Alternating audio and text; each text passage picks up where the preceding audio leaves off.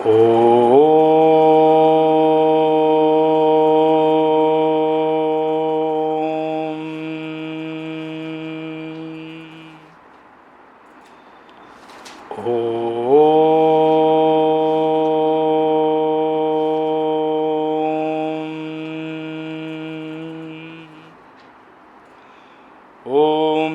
गणेशाय नमः।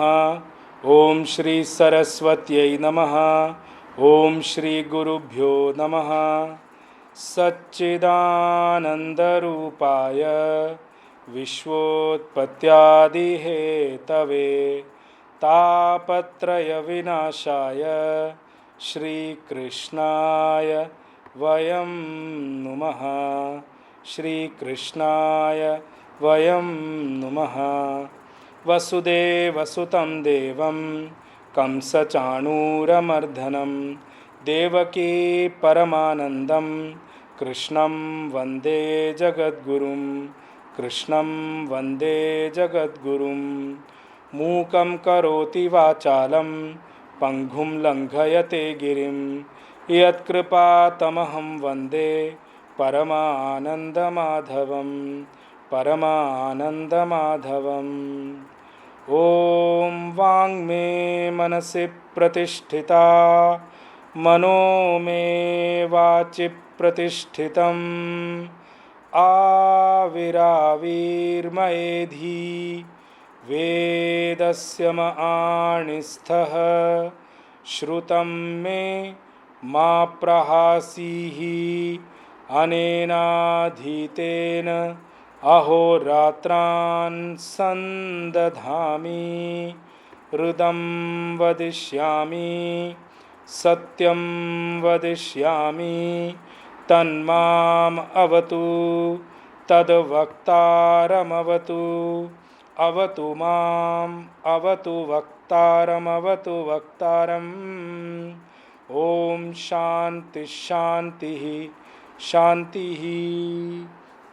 शङ्करं शङ्कराचार्यं केशवं बादरायणं सूत्रभाष्यकृतौ वन्दे भगवन्तौ पुनः पुनः। ईश्वरो गुरुरात्मेति मूर्तिभेदविभागिने व्योमवद्व्याप्तदेहाय श्रीदक्षिणामूर्तये नमः। श्रीदक्षिणामूर्तये नमः। श्रीकृष्ण गोविन्द हरे मुरारे हे नाथ नारायण वासुदेव जिह्वे पिबस्वामृतमेतदेव गोविन्द दामोदर माधवेति। हे कृष्ण हे यादव हे सखेति। हे कृष्ण हे यादव हे सखेति। हे कृष्ण हे यादव हे सखेति।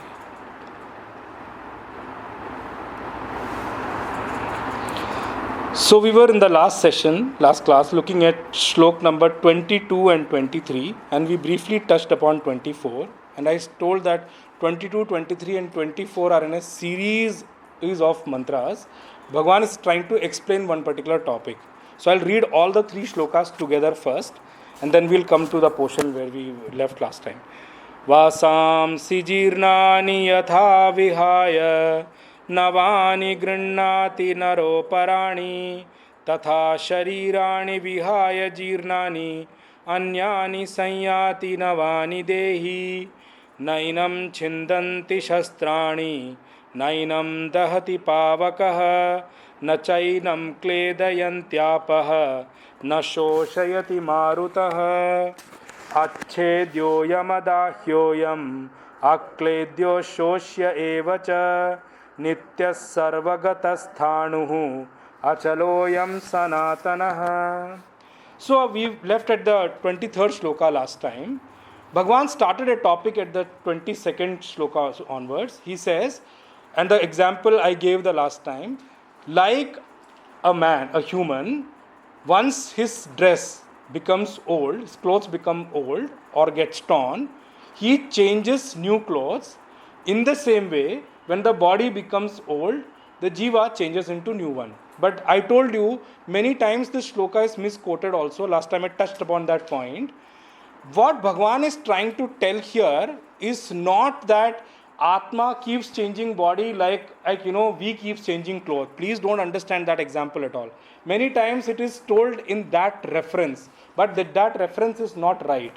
The first thing Bhagavan is not trying to do is, he is not trying to give the example that Atma keeps changing body after body. Then if we take that as a meaning of this shloka, then whatever Bhagavan has said till this shloka, it will prove wrong for that only. He will be actually putting in incorrect his own statements, which is not what Bhagavan is trying to put here. He is not negating his own statement here.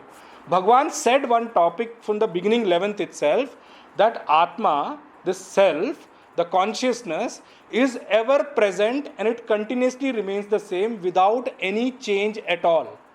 When he says it's without change, then where is the point of Atma changing body after body? Please remember, Atma never changes the body at all.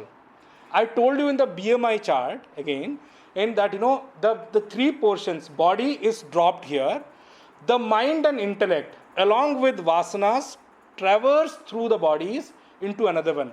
But the self, the consciousness remains the same. It doesn't change. There are no 3-4 consciousness here depending upon 3, 4, 5, 6, 7 people in the class. It doesn't change that way at all. That's the first thing which Bhagavan is not doing with this shloka. The second thing which also people misunderstand is, it is not a shloka supporting the reincarnation theory of Sanatan Dharma. Sanatan Dharma believes in reincarnation theory. It is already well documented also. But the purpose of Bhagavan here is not to support the reincarnation part. Because the reincarnation Bhagavan will pick up in the shloka after 30th. After 30th in some shloka he will pick it up. At that time I will explain you what the reincarnation theory is all about. But here Bhagavan's purpose is not to tell you that he is to support the reincarnation theory of Sanatan Dharma. Then what is exactly Bhagavan trying to tell here? I'll tell you one important thing. Many times when we give examples, we do not need to take the examples literally. We have to understand the deeper import of that example. Like for example, Gurudev and Pujya Swami Subodhananji uses this example at many places. Many people use this as praise that you're so beautiful, your face is like moon. That doesn't mean you try to compare with the actual moon and start sending satellites behind that person and all. That's not the purpose. It is to just bring out the beauty of the moon. In the same way, what Bhagavan is trying to tell here is, please remember that thing what Bhagavan is trying to pick up here. Like when one person, when the clothes become torn or old, changes into the new clothes, but the person remains same. In the same way, the self, after even traversing through the body, does not go through any change at all. That is what Bhagavan is trying to bring through this shloka. Self remains same. Only the mind and intellect along with vasana leaves the body, acquires another body, leaves the body, acquires another body, till when? Till mind and intellect cease to exist or gets merged back into the 5 elements, which is space, air, water, fire, water and earth. Because this body, mind and intellect is made of these 5 elements. There is nothing in this cosmos which is not made out of these 5 elements. Except the self. Self does not have any cause at all. Self is causeless. And it is the cause of all without any cause for itself. That is why, since self is the cause of all these 5 elements and all these things, self does not get inflicted by any of these things. So that's the point Bhagavan is trying to make with this shloka, that the self remains same, the way a person remains same in spite of changing the clothes. He doesn't change, the person doesn't change, it's exactly the same. Unless and until that person brings some change himself or herself, the person will remain same. But in this self, the case of self, change is not required, is immutable reality. So it doesn't change from body to body, it doesn't change from person to person, it remains one and the same ever. That's the first thing which we picked up in the last class. The second thing where we stopped was, I used those 4 elements out of the 5. Nainam Chindanti Shastrani. Bhagavan is taking out the 4 elements in this whole creation which basically cause destruction to the things made in this creation only. Okay? So I told you out of the 5 elements, space does not cause any destruction. Space cannot cause any destruction. But remember, everything gets destroyed in space only. I'm repeating myself. Space does not cause destruction of anyone. Why? Because space is completely separate, untouched by anything in this creation. In these 5 elements also. It is the subtlest of the 5 elements. So we are leaving aside the space. The remaining 4 elements, which I picked up in the last session, are actually the ones who cause destruction to the things here. So I left the first portion, Nainam Chindanti Shastrani. Then I split those 4 elements into 2 parts. The Shastra comes from actually earth. Earth is the grossest among the 5 elements. Okay? The subtlest is space. After space, the second subtlest is air. The third is fire. The fourth is water. Fifth means the grossest of them all is actually earth. Okay? Now, I told you one more thing in the last time, that the subtler the element, it will pervade the gross. Gross will always be pervaded by the subtle. That's one thing I told you last time. The second thing I want to tell you today, in continuation of that thing, is that remember, gross cannot cause any destruction to the thing which is subtler than the gross. So more grosser the thing which is subtler than that, the gross cannot cause any destruction to that. Like, earth cannot cause any destruction to water. Water and earth cannot cause any destruction to fire. Fire, earth and water cannot cause any destruction to air.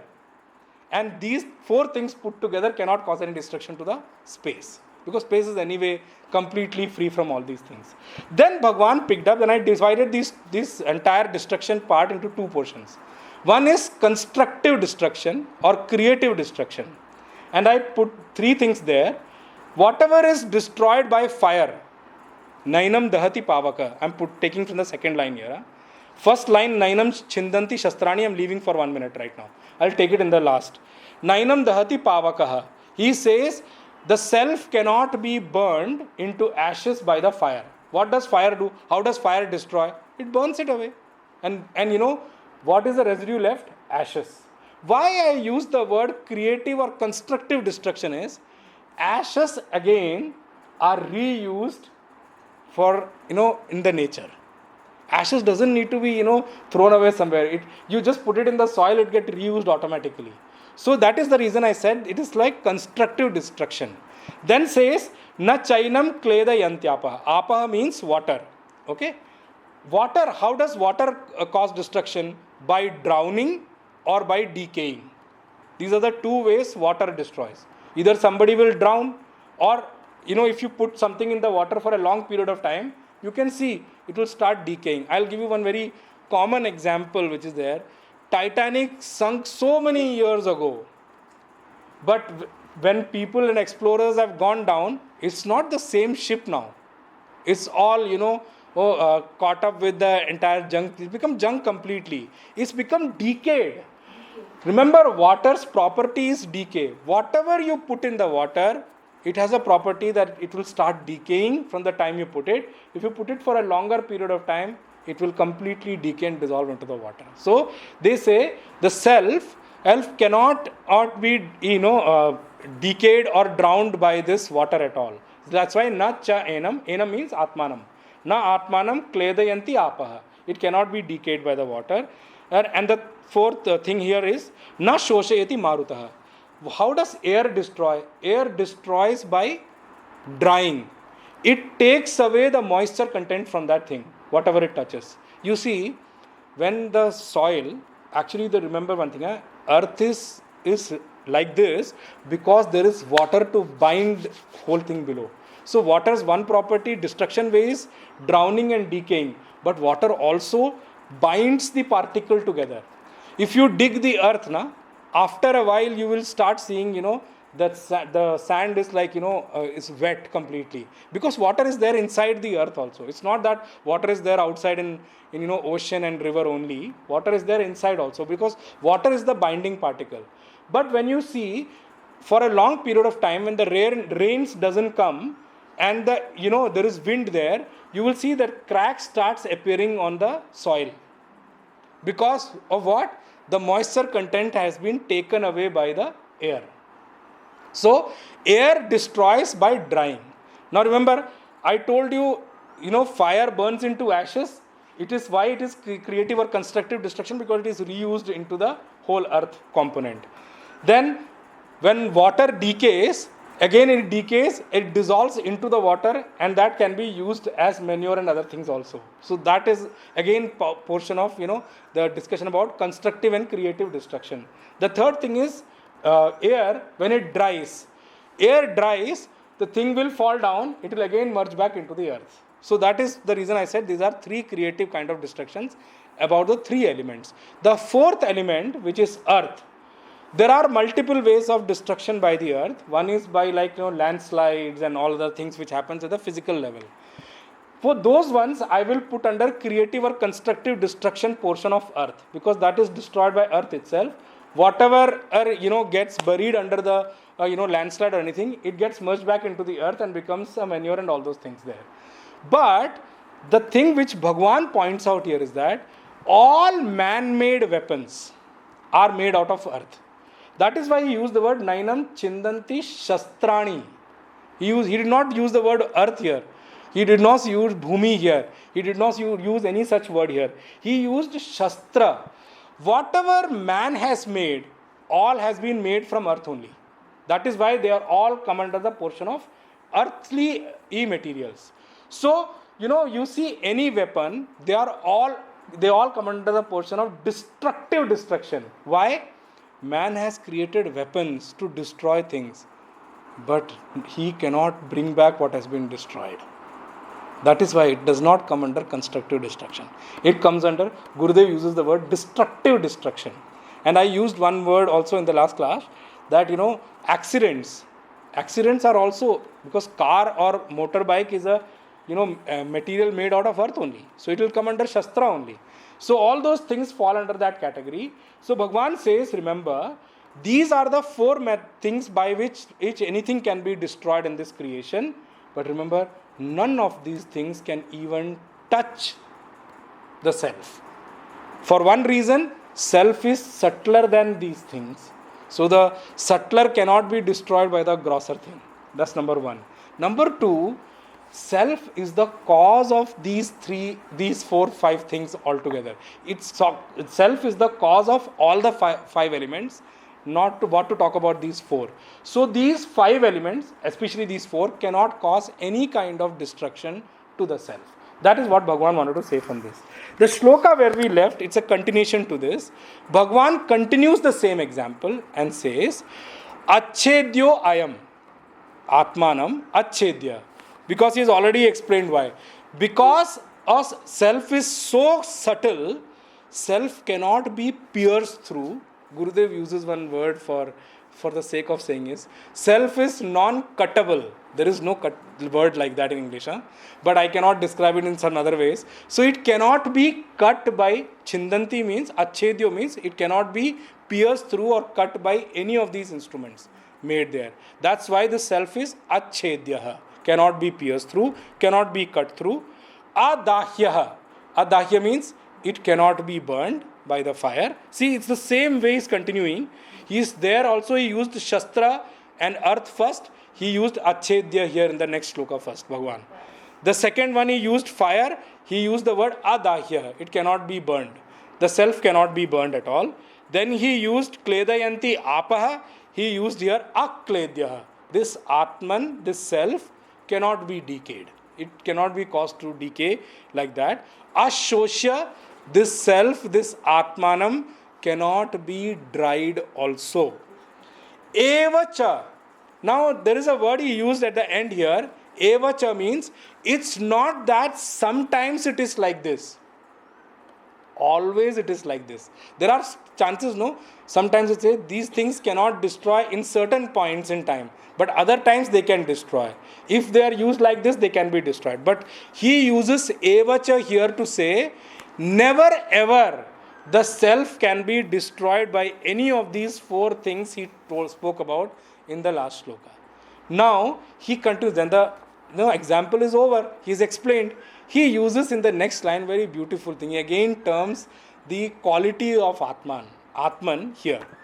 He uses 5 words here. I'm just highlighting them. Nityaha, Sarvagataha, Sthanuhu, Achalaha, Sanatanaha. He used 5 distinct kind of description for Atmana here. Now, remember one thing, whenever Bhagwan has spoken, the topic which is going in is about the self. Whenever Bhagwan has spoken about the self, he has given certain kind of description about the self, certain kind of speciality about the self. Why? Because, see, everybody knows that there is something called soul. Who is the one who doesn't know? Everyone knows. Then what is that we don't know, which need to be told to us? The self is a known thing for everyone, but they don't know the greatness of the self. महानता जो है ना आत्मा की, उस महानता को दर्शाने के लिए भगवान is using this kind of descriptions in this thing. ये विशेषण यूज कर रहे हैं भगवान. वेयर ऑल ही यूज्ड 18, श्लोक number 18, 21 and this 24. Okay, I'm just highlighting the shloka. I've already taken through those shlokas. In 18, Bhagwan spoke about the nityata of the self, that it is all pervading, it is ever present. There is never a point in time when the self is not there. That is in the 18th shloka he spoke about. In 21, Bhagwan rejected 3 things, that there is no doership in the self, there is no, I will use the word enjoyership or / suffering. Because in Sanskrit and Hindi, we can very easily say the word bhoktritva. But when I say bhoktritva, bhoktritva goes for both sukha and dukkha. But in English, when I translate this word bhoktritva, I'll have to use the word enjoyership. But enjoy you only do for sukha, only happiness. You don't enjoy sorrow, right? That's why I'm using the word enjoyership / suffering. I'm using the word because that's the way I can translate it here. So Bhagwan says he's rejecting 3 things. There is no doership in the self. There is no enjoyership or suffering in the self. That's in the 21st shloka. The third thing is, there is no karayitva. Karayitva means he will not, because the self will not go and inflict somebody else to do something about on someone. Karayitva means he will not go ask somebody else to kill someone or things like that. That is what Bhagwan was explaining here. So there are 3 things he rejected there. There is no kartritva in self. There is no bhoktritva in self. There is no karayitva in self. He will not get it done also. There is no he's not a doer. He is not an enjoyer or sufferer.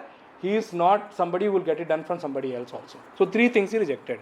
In this shloka, now Bhagwan says, the second portion of the self, he says, this, because the self cannot be destroyed by these 4 mechanisms, by the fire, water, air or earthly equipments, that's why this self is nityaha. Nitya means? It will be, I will use the word omnipresent. Omnipresent, ever present, these are the 2 words we use for nitya. Nitya means he is ever there. Now you have to think a little bit, just step back and think that why he is nitya? Because there are nothing which can destroy him. That is, otherwise there is no purpose of Bhagwan giving Nainam Chindanti and continuing with nitya, no? So now every word is connected to each other. Because he is nitya, ever present, he is sarvagata. Next line. Sarvagata means? He is reached everywhere. Sarvagata means he is reached everywhere. There is no place where he is not there. Omnipresent. So, ever present, omnipresent. So, sarvagata Bhagwan used in 17th shloka also. Avinashi tu tad vidhi, yena sarvam idam tatam. He's already gone everywhere. He's already pervaded the three things which I spoke about. Time, that's Nityaha. Then space and object Bhagwan has covered with Sarvagataha. So there is no place, no time, he's not there. There is no object, there is no space where Bhagwan, this self is not there. So he says Sarvagata, because he is Nitya, he is Sarvagata also. Then he says Sthanuhu.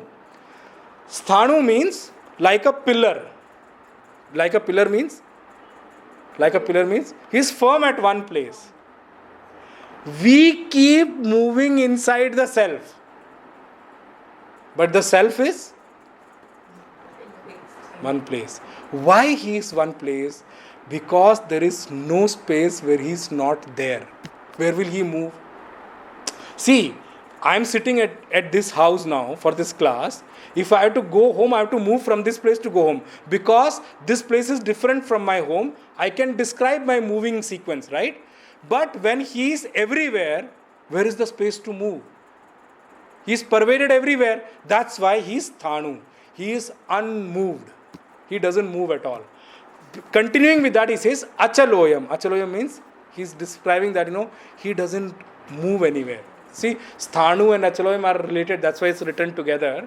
He is placed at one place and he also doesn't move. Because the reason why he's mentioned the thing Achaloyam here separately is that there can be Sthanu like stump of a tree.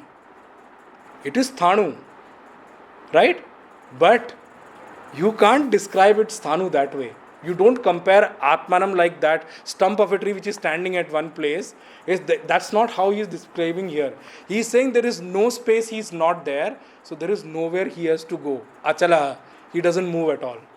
That last thing he says, I am Sanatanaha.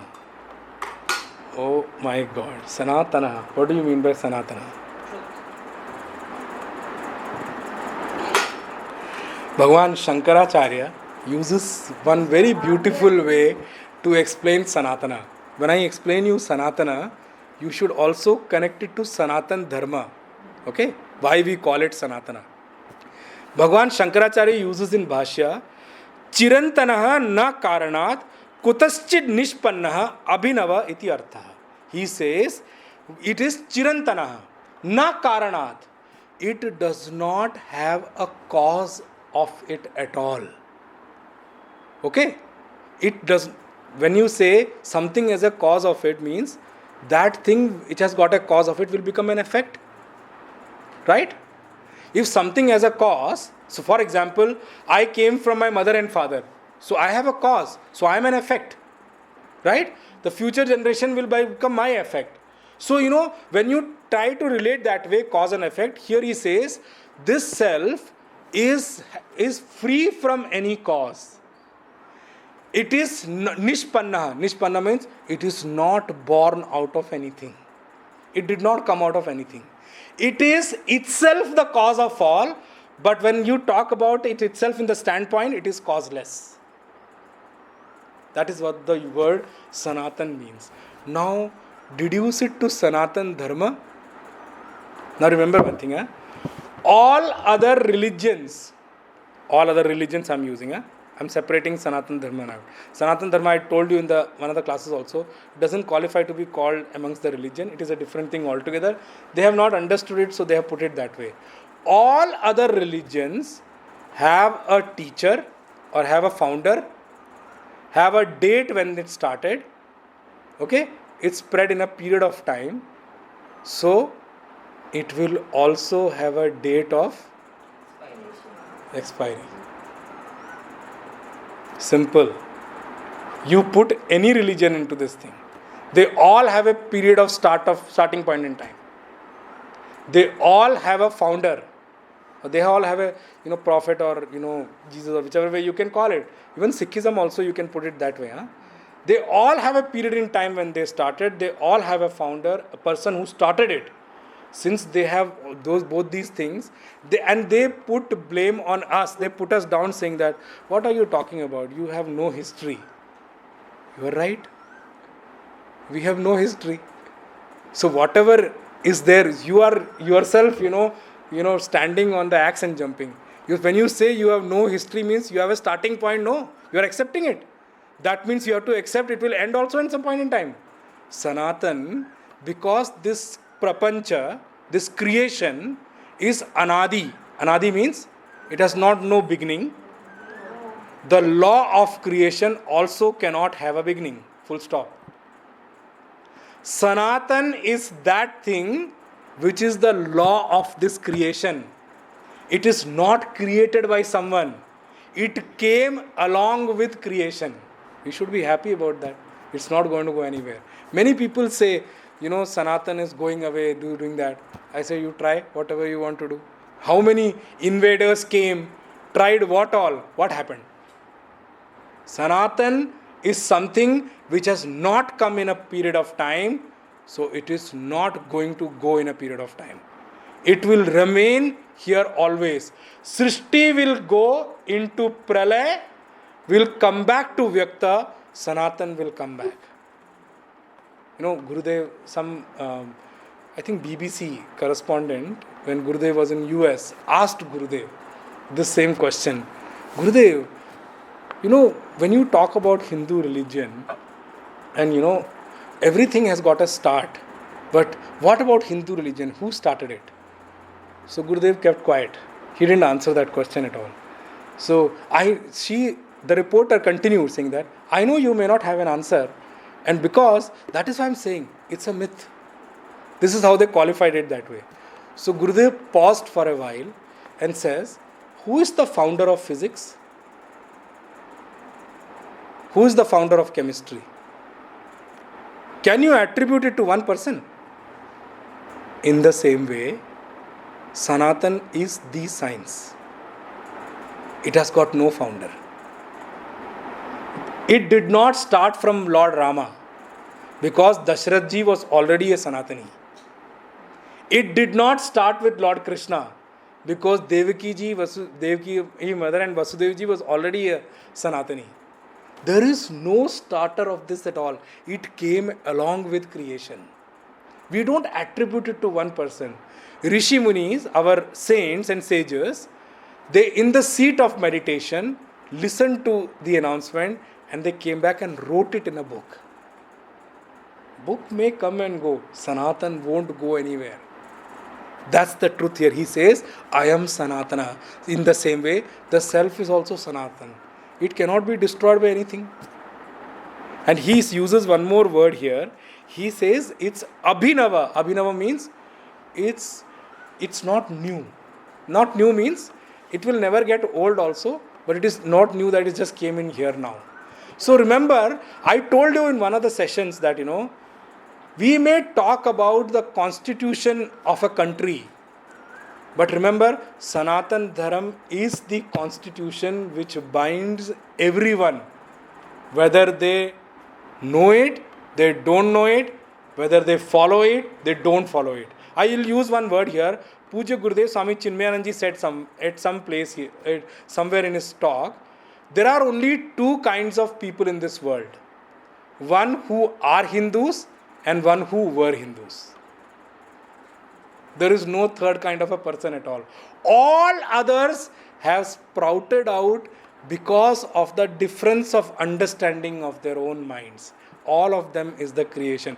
That is why only Sanatan Dharma is the only one which can explain and make you realize the self. There is no other which can touch that subject at all. Ved is the only proof for the self.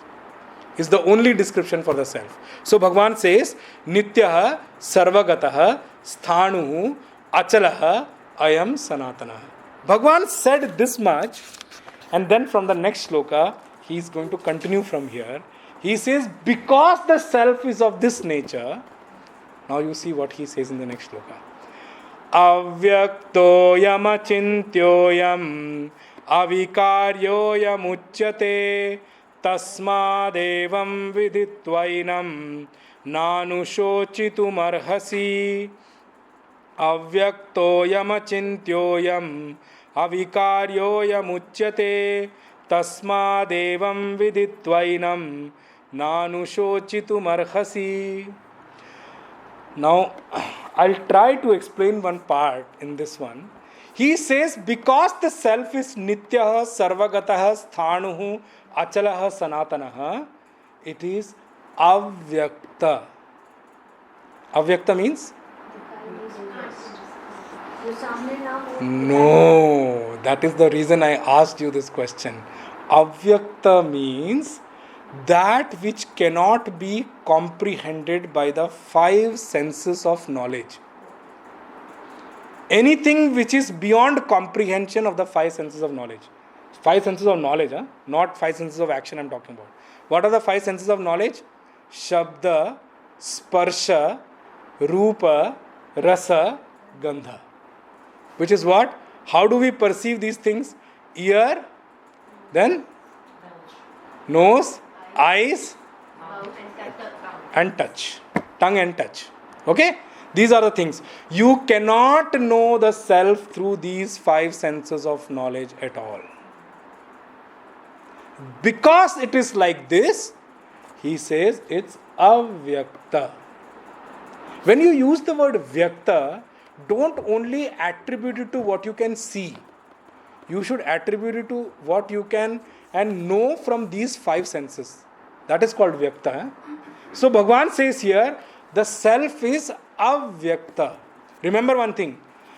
Self cannot be known by these five senses. Why? Two reasons. Three reasons I'll give you. One, the self is subtler than these five senses. The gross cannot know the subtle, which I already explained to you in the previous shloka. That's the first thing. Second thing is, this self is the cause of those things, senses. All of them are functioning because of this self.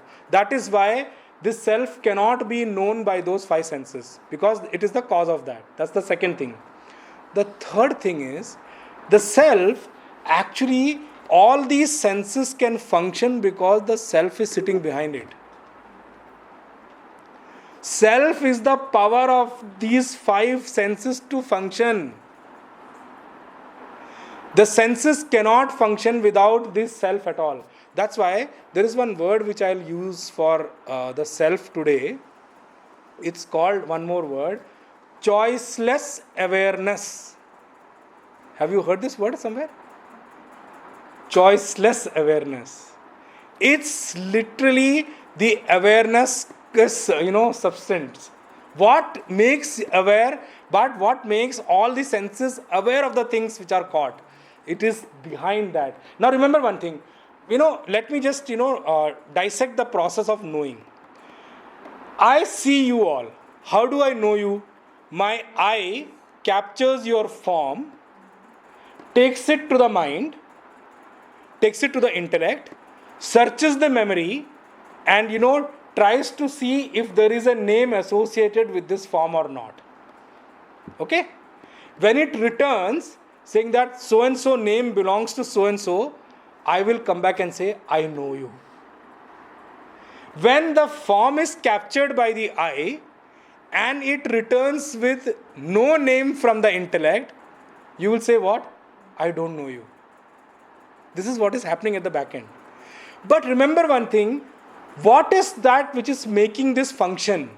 There is a light of consciousness, in the light of which I carries the image, in the light of which the sense carries it to the intellect, drops it there, intellect goes to the memory in the light of that consciousness, returns with the data and say whether you know or not. Everything is happening in the light of consciousness. That consciousness, which is the light of all, itself is avyakta, unmanifest. Now, that is awareness. That awareness is unmanifest, avyakta. Now, avyakta is split into two portions. I'm telling you why. See, it's a little difficult concept. Just listen it and go. I may explain it some later time and again when it comes as a reference. There are two kinds of unmanifest. One unmanifest is called Maya. This is a very common parlance used word, and it is used in very wrong sense also. Sab kuch moh maya hai. I'm sorry, I do not know why they say these things. Actually, Maya, the word Maya is actually goes for avyakt. Like I'm giving you an example. Within you, there is so much of memory within you which is available now, but it is not at the surface of the intellect. It is not manifest yet. And there are times when you read something and you think, I don't know where I read this, but I remember this. It is avyakt in your intellect itself somewhere.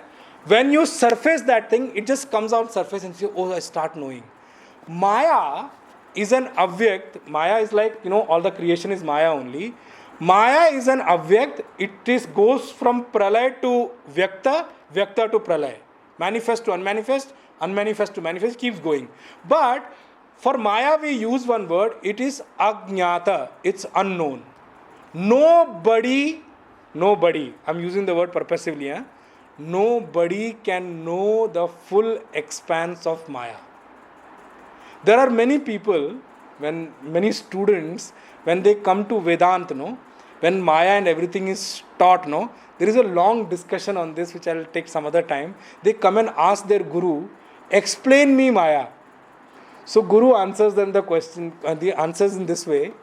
Did you come to learn Maya here, or did you come here to cross Maya? I'm repeating myself. Did you come to know about Maya? Maya, already you know. I don't need to tell you so much. There are many things which you saw. Remember one thing, everything in Maya you can never know. That is why Maya is always kept under the category of Ajnat Avyakta. But the self, even though it is not known now, but the self is not Ajnata. There are many who have experienced. Bhagwan uses one word here, Avyakt. At the end you see, Ayam Uchyate. I will cover the remaining ones in between now. Bhagwan says, Arjun, I have already explained in detail about the self in the shlokas from 11 to 24. I have explained you in detail about the self. What I am saying here now, it is not what I am saying. I am Uchyate. The knowers of Brahman, the knowers of self, talk about the self like this. It is not Bhagwan's word here. Bhagwan says, I am Uchyate. Who I am means Brahmanishtam Uchyate. Sannyasinam Uchyate. और जितने भी लोग हम लोग सन्यासी लोग वगैरह हैं, the ones who have realized the self, the one who has experienced the self, one who has got firm nishtha, firm shraddha in the self, one who has understood the greatness of the self, they are the one who talk about like this. This is not Bhagwan's word here. So he says avyakta. But the self is we cannot put it under the category of ajnata. It is not known now, but you can experience it once you start getting towards it. Remember, self cannot be known by anything at all. He's covering the next part of it. Achintya. Achintya means? Achintya means? You cannot, Chintan means you cannot grasp with your intellect completely. Chintan किससे करते हो? Information stored in your memory using your intellect. That is how you think over some things. See, I'm using the word thinking is a very common thing. We may not know how it works at the back end, that's a different thing. But he says the self and its greatness is such that you cannot comprehend it with your intellect. That is why it is achintya. It is beyond the comprehension of intellect. Now the question will come. It should come. I'm only asking the question myself because I know the topic is a little deep here. So the reason I'm asking this question is, if you cannot know the self by any means and intellect, then why are we studying? Remember one thing, the self cannot be known in its full extent ever. But you can experience the self by becoming the self. I'll again repeat that example which I gave of that electricity. Once somebody touched the electricity, he knows what electricity is, but he cannot explain it in words. And he cannot explain it to somebody else also. When somebody else comes and asks that person what electricity is, he may give different thing. Once you touch it, you may feel the sensation. He may explain you in many different ways. but he cannot completely explain the electricity to that person. Then at the end, if that person bogs him too much, he says, go and touch it yourself. Once that person also touches, now these both people know electricity very well. They have experienced it, but both can't explain. And both can't discuss with each other also. That is the nature of self here. Achintya means it cannot be grasped by intellect in its full extent, but you have to, in the seat of meditation, devoid of all the thing, with just this thought alone, experience and become the self. Once you become the self, the world is gone. I'll explain that when it comes. Bhagwan will come in the 6th chapter when he talks about Dhyana Yoga. He will explain there. I'm not going to touch meditation now because it is explained quite detailed in the 6th chapter. So he says achintyaha. Then he uses another word, avikaryaha. Avikarya means that which is changeless. I use one word, immutable reality.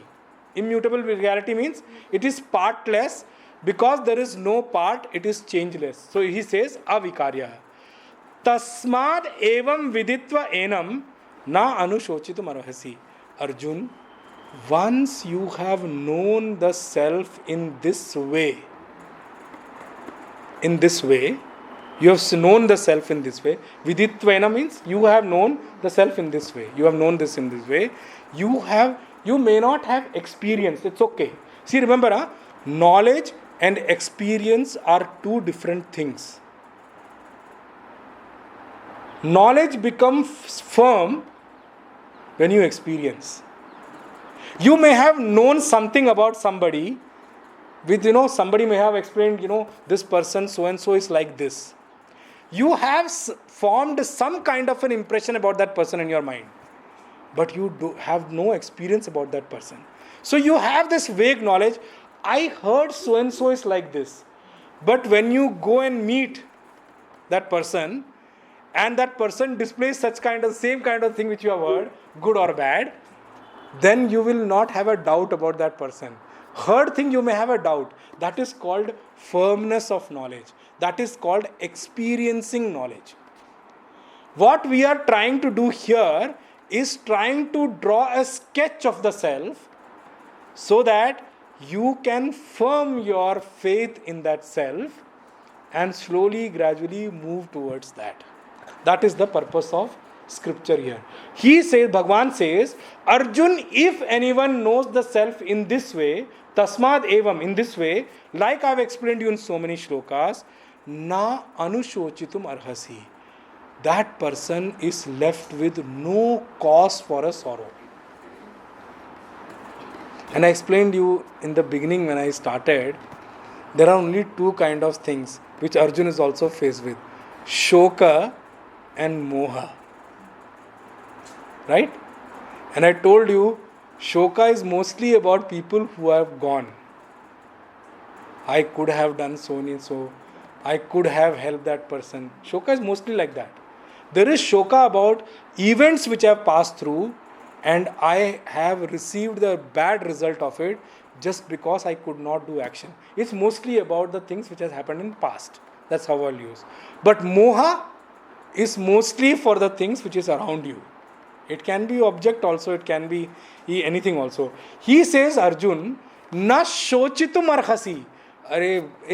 You are having a sorrow about these people who are standing in front of you because they are going to get killed.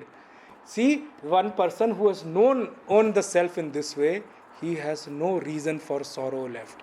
Na anushochitum arhasi. He doesn't deserve to grieve. He doesn't deserve to be under sorrow. He doesn't deserve to be deluded. That's the purpose Bhagavan is saying here. Now Bhagavan is changing the topic a little bit. He may have seen Arjun that the topic is too heavy. Like I'm seeing here also the topic is too heavy. I understand that Bhagavan must have seen Arjun's facial reaction that the topic is too heavy and for a first time it is too difficult to grasp. So now Bhagavan shifts gear. He tries to catch Arjun from what he knows. Okay, he is now leaving the self aside for one moment. He is now changing the topic to something Arjun knows, because Arjun must have been given a complete blank look. Oh, I don't know what you're talking about. I to came here to fight. I'm having this weapon here, and you are talking about self and all those things. You are telling me to fight here with the equipment here, and in the previous shloka you are only saying equipment, the weapons cannot, or cut it. Weapons can. Why am I standing here? I don't know what you're talking. Bhagwan, I can't understand this thing at all. Remember one thing, this knowledge, I told you in the beginning also, there is something in Vedanta we call it sadhana. You have heard this word sadhana? What is sadhana?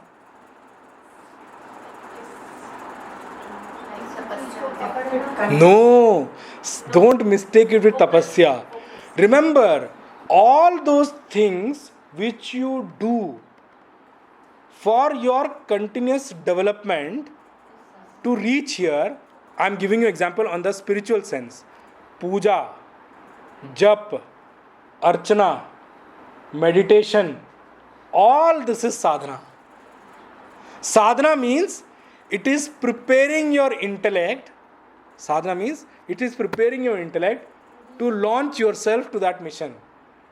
Which is mission what? Mission self. That is the mission. Bhagwan has given everything till 25th. If somebody has understood till 25th and can move from there, he or she has already got self-knowledge. So Bhagwan sees Arjun, he's saying, Bhagwan, I don't know what you're talking. I was deluded there, can't understand what I'm talking and all those things. And here you're talking and explaining self. So Bhagwan shifts gear and takes it to a new level to Arjun. But remember, just understand one thing. Na anu shochitum arhasi, Bhagwan is speaking that line. He has to remove the sorrow of Arjun. No? He continues that particular goal and he moves into the next one. He says, Atha chainam nitya jatam nityam va manyase mritam tathapi tvam mahabaho naivam shochitum arhasi. Atha chainam nitya jatam nityam va manyase mritam tathapi tvam mahabaho naivam shochitum arhasi. Arjun, for a moment, let me just think that, let me just move aside self for a moment. Let's come to the natural being. What you see around you. If for a moment you consider yourself as any other person, that you have got what? Nitya jatam, nityam va manyase. Nitya jatam means you are born and you will die. And then you will be born again and you will die. Which is what the common understanding of many people is. Those who understands the philosophy of Sanatan Dharma and understands the reincarnation theory. Now I want to use one more word. On the reincarnation, when I use theory, it doesn't look good. Theory means it's like something created. It can be true, cannot be true also. But please don't take it theory, because that's how English usually explains.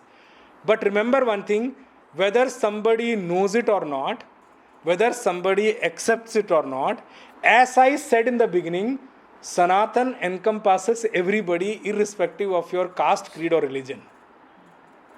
So everybody born in this creation, irrespective of whichever caste, creed or religion they are, all of them go under this category of born, death, born, death, born, death. They have to go, there is no option. This is not a choice. This is how the creation is made. And nobody can cross it that way. Yes, it's true. Some people can expand their, time of life to something different. They can work hard towards something that they can live more than 100 years. In Dwapar Yuga, they say the average lifespan was 125 years.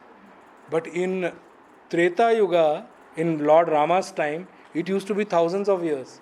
In Satya Yuga, it used to be many thousand, 10,000, 14,000 years and all. So lifespan changes.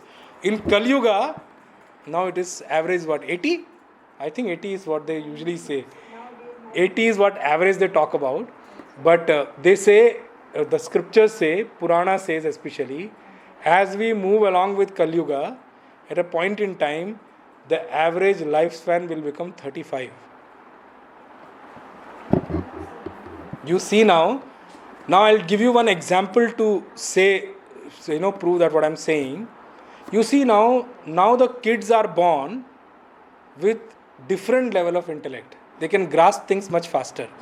I heard in news only, that when Tim Cook, the CEO of Apple, opened Apple Store in Delhi, a 5-year-old kid came and did coding on the Apple. And Tim Cook was so impressed that he invited that kid to the worldwide developer conference happening next month to US. 5-year-old kid. Intellect has changed. You can see the kids who are roaming around now. Like, there are kids, I see examples. A kid I heard had completed BTech by the age of 18. 18 he's completed. And he's gone into MTech, he's completing his PhD at 20. Because the nature is very clear. If the average lifespan reduces, then of course, they will give you the functionality much faster, no? Imagine if average lifespan is 35 and somebody studies till 30, what age is left to earn or whatever. So, nature manages itself that way. That's true. That's very true. So, you see this. So, this is how the nature functions. So, anyway, that's the other thing. So, he says, Arjun, even if you consider yourself as born and will die, born and die, and you consider these people also like that, still also, why are you grieving? Even if you kill them or they get killed in this war, they will be born, no? So what is the point of worry? He says, is nityam va manyase. There is a word here in this shloka is using manyase. This is how you feel. Bhagavan saying, I am not saying this. Even if Arjun, this is how you understand or feel, it's your understanding, you have reached only this much understanding, still what? What is the point of grieving there? Even if they die, they will be born again. And Arjun, what are you talking? Look at their lives you are talking about. Bhishma Pitama had got a life of tapas and punya. Do you have a doubt that they will fall into a lower yonis after this? They will of course be, they will be moving, they will be transferred with promotion. Why are you grieving then? See, every transfer is not with promotion. I'm not wanting to give you that. If you see this world, trust me, when we see and we, study the scriptures and all, we see that so many people are working in a way that they are all going to get transferred with demotion going forward. There is a whole list of them. There is no dearth of such people. Forget about that. I don't want to talk about them and touch about them.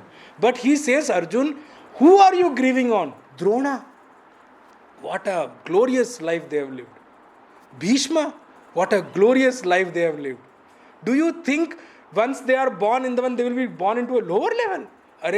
If you know Mahabharata, Bhishma Pitama was a Vasu. He was one of the Ashtavasus. Because of a curse, as Ashtavasus were born here, all the remaining Vasus, 7 children, Gangaji, he made them drown in Ganga. Those 7 got liberated. But Bhishma Pitama's problem was a little longer. His curse was a little longer. So he had to spend the whole life here. The other Vasus are waiting for him over there in the Vasuloka. So what are you talking about? He will get released from here and go to a new one. If somebody has lived a life of punya, anyway there is nothing to grieve about them. If somebody has lived a wretched life, then I understand there is a lot of reason to grieve. Because I don't know what is going to do, that person is going to do. He's done nothing here also. I don't know what is going to happen to that person afterwards. Then there is a problem. But Arjun, you are grieving on these people who have such a good life. What is your problem? What are you doing? Even if you consider this way, I don't see any reason. He uses the word Tathapitvam Mahabaho. He addresses Arjun with Mahabaho. Oh, mighty armed warrior. Mighty armed means you have fought so many battles. So many had died in front of you. So many have gone and all those things. So what? Why are you grieving? So here, even if you take that way, you have no reason to grieve. You should stand up and fight. That's what Bhagwan says to Arjun here. We'll take the remaining in the next class. But for those people who are listening to me on podcast, I have received some request of sharing the BMI chart. I understand that BMI chart is not something which is readily available, because if you search the web, it may take you to body mass index. That's not the chart we are talking about here. It's the body mind intellect chart. So if you are following me on the Spotify, there is an Spotify or Apple podcast, there is an option for a website there. Once you click the website, it will take you to my contact there, email and mobile number. You can reach out to me on email, LinkedIn or my mobile number, and I'm happy to share that with you. Thank you very much. कायेन वाचा मनसेन्द्रियैर्वा बुद्ध्यात्मना वा प्रकृते स्वभावात् करोमि यद्यत् सकलं परस्मै नारायणायेति समर्पयामि श्रीमन्नारायणायेति समर्पयामि ओम पूर्णमदः पूर्णमिदं पूर्णात् पूर्णमुदच्यते पूर्णस्य पूर्णमादाय पूर्णमेवावशिष्यते ओम शांति शांति शांति हरि ओम श्री गुरुभ्यो नमः हरि ओम ओम तत्सत्।